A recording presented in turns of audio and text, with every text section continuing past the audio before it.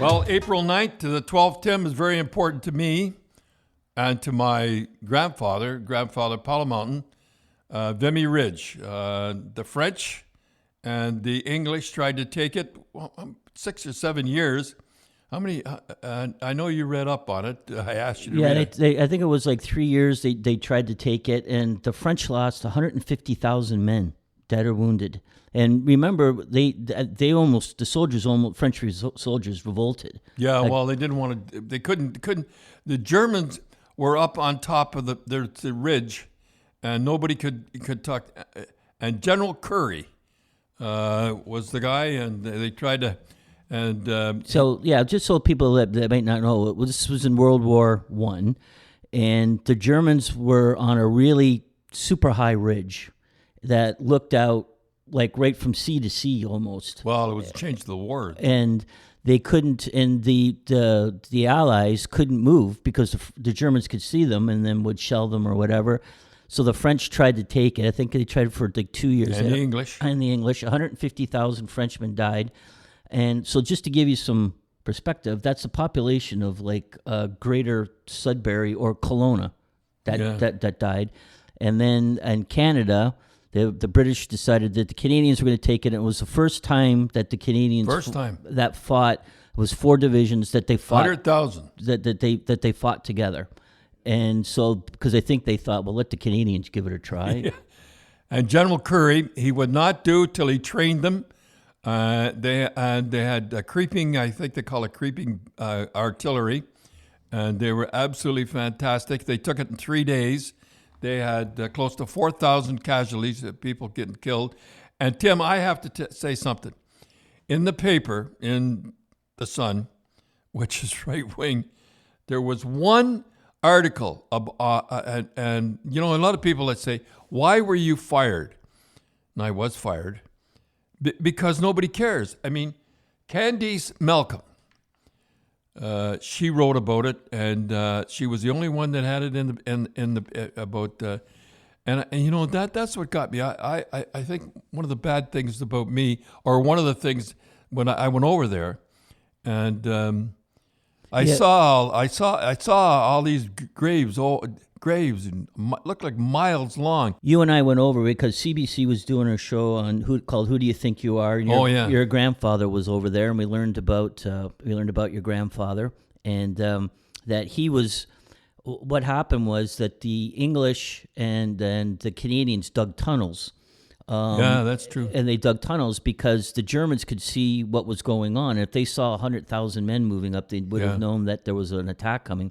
So Canadians would move up at night, and they would hide in these tunnels. They were just these small, cramped little tunnels, waiting for the. I could have done that. Waiting for the day. And your grandfather was there, but he was wounded before. He had a kidney infection. He was wounded, and he got a staph infection from the wounds. And I looked it up, and they said that it was kind of like the Civil War, where as many soldiers died of infection, and because they were in finally the trenches. Killed him, and then eventually, so he was in the tunnel, but they had to send him back because they said his eyes and couldn't see, and they had to send him back, and he came back. He turned up though. Remember the guy took us around and everything. Yeah, your grandfather stood right there, grandfather Paula Mountain.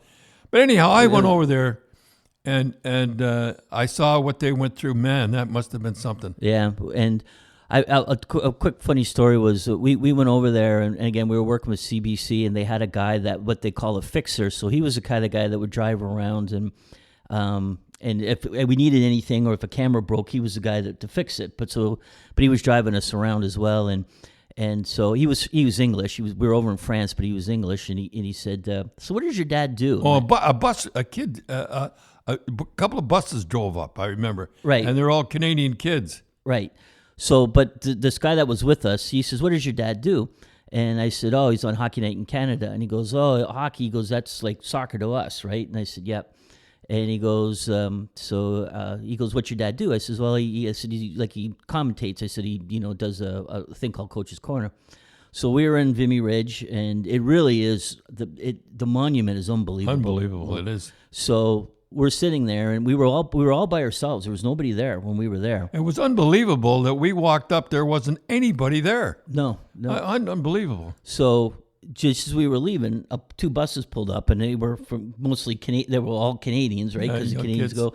So they all came out, and they're all excited to see you, and they were asking for autographs. So the guy was looking. He goes, this fixer from England goes, "Well, boy," he says, "your dad really is famous." I go, "Yeah." He goes, "So what does he do again?" And I says, "Well, he's on Hockey Night in Canada." He goes, "Well, how long? Like, what does he? How long does he talk for? Like, is it an hour?" I go, "Well, he's 7 minutes." I go. He goes, "Really?"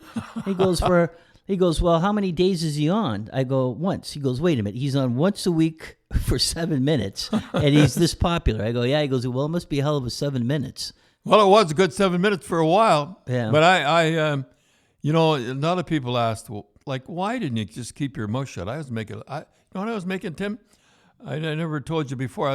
I'm making $1 million. All I had to do was keep my mouth shut. But really, what bothered me was to think that nobody cared. Nobody cared, and nobody cares now. Really, I mean, the Vimy Ridge, Candice put it in. Yeah. And and then I was driving down and I saw nobody wearing a poppy.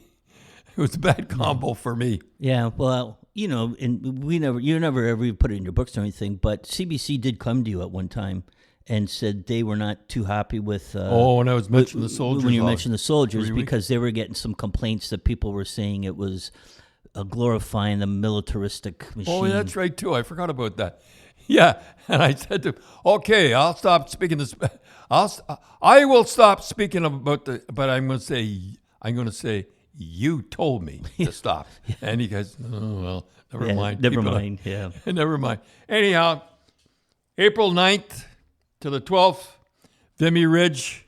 That's a lot of people say glorifying the war, but it made Canada, and you could almost see General Curry never got the credit he deserved.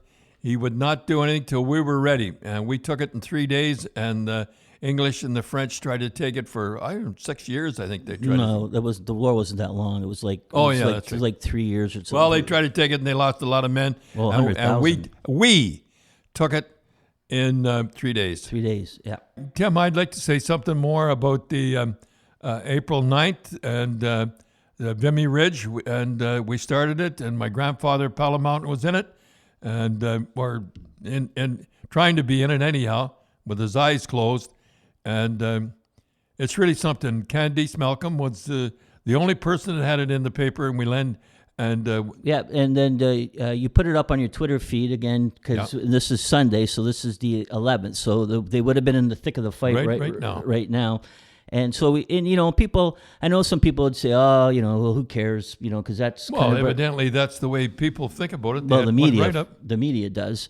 But so you put it up on your Twitter feed, and you got a lot of people and here's a few people that put out a tweet back to you, and this one was from Maureen Jones, and she said, "My great uncle was wounded at Vimy about 3 weeks before the big battle. He was machine gunned in the leg and was laid out for 2 days and 2 nights." So imagine that.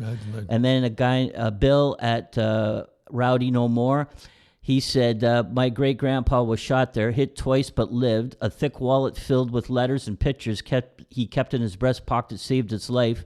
I redirected the bullet, and my sister still has the wallet today." Imagine that. And then Bruce Talbot at Bruce Talbot said, "My grandfather, Sergeant W.H. Talbot, was decorated at Vimy Ridge, and I think there was 4 Canadians won the Victoria Cross. Well, they should have, and I can't say enough. And some people are listening to. I don't think like I lived all my life north, in the States and here in Canada, and then I went over with you. We went over to France to visit Vimy Ridge. I don't think if you haven't been over there and seen all the graves, I don't think you get a true perspective of how many people lost their lives. I remember when we went over there, Sergeant Thomas William Mackenzie, we went there first, and we went and it seemed like miles and miles of young men. Yeah, and all in their mid-20s. Mid-20s gave their life, and I thought, and that's what got me fired. And I kept, and Tim, I made a mistake. I went to the cemetery first. And I didn't quite get the feel I should have. at Vimy, but boy, what a monument they have over there. Yeah, yeah. Nobody's ever seen it. I know you shouldn't talk about this, but during World War II, the Germans were directed not to bomb it or not to wreck it. You know? And because there's nothing on it with a rifle or it's just it's not like a war memorial. It's just a memorial to the dead, and all the Canadian soldiers that were wounded, their names are engraved on these huge granite stones. And I care, and I know a lot of people care out there, and Vimy Ridge, and thank you, Candice, for putting that in. Not too many. Sergeant Thomas, William Mackenzie was killed in that war, in the First World War, and my grandfather, Pella he was 31 years old. He had a family. He didn't have to go over, and that's the way the Canadians used to be.